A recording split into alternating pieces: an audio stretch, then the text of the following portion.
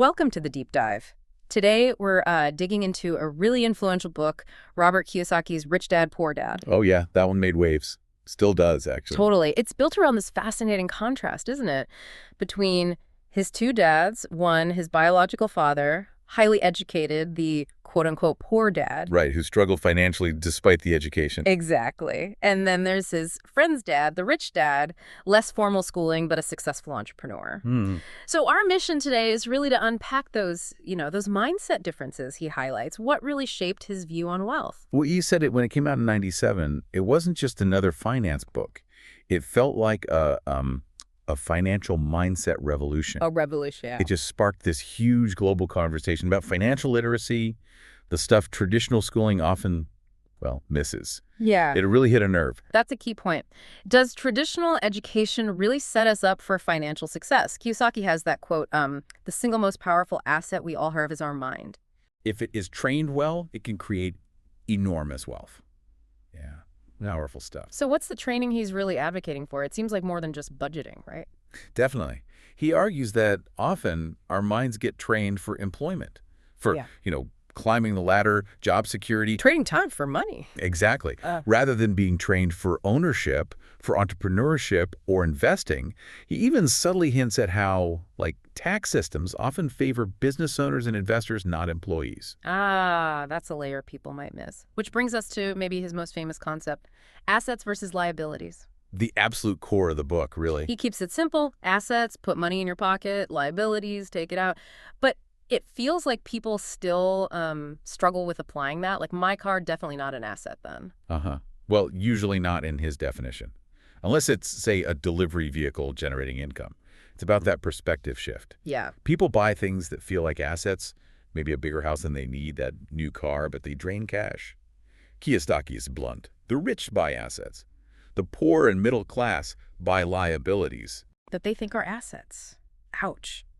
But understanding that can change everything, huh? Fundamentally, how you look at every single financial decision. Okay, so if you grasp that, the next step he pushes is escaping the rat race.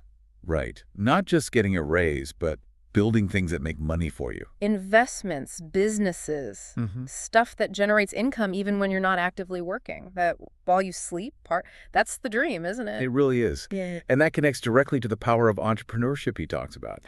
It's framed as a way to get control over your money and, importantly, your time.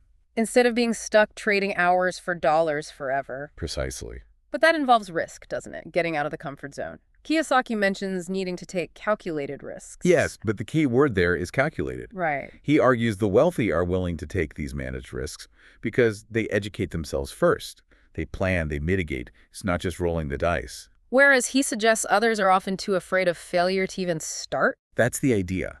Fear holds them back.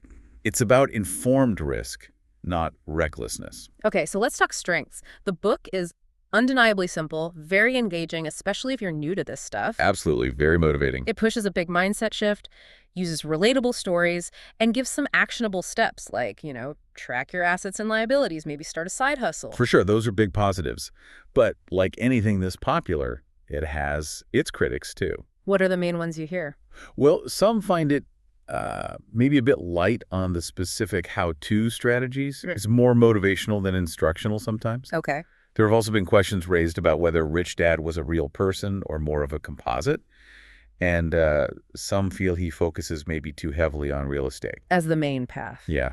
And maybe, just maybe, over-romanticizes taking risks without enough emphasis on the potential downsides. So it's a starting point, not the whole map. Exactly. It's foundational. You absolutely need to supplement it with more detailed practical financial advice and planning.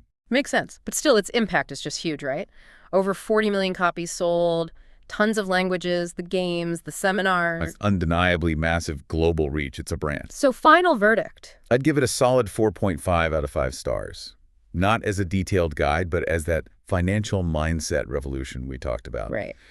It's excellent for young adults, people feeling stuck in the 9 to 5, anyone curious about entrepreneurship or investing. Just remember to build on it. Don't stop there. Great advice. So as you're listening, maybe take a moment to think. What financial liabilities might you be mistaking for assets in your own life? And maybe what's just one small step you could take this week to start your own financial education journey? That's it for this deep dive. We'll catch you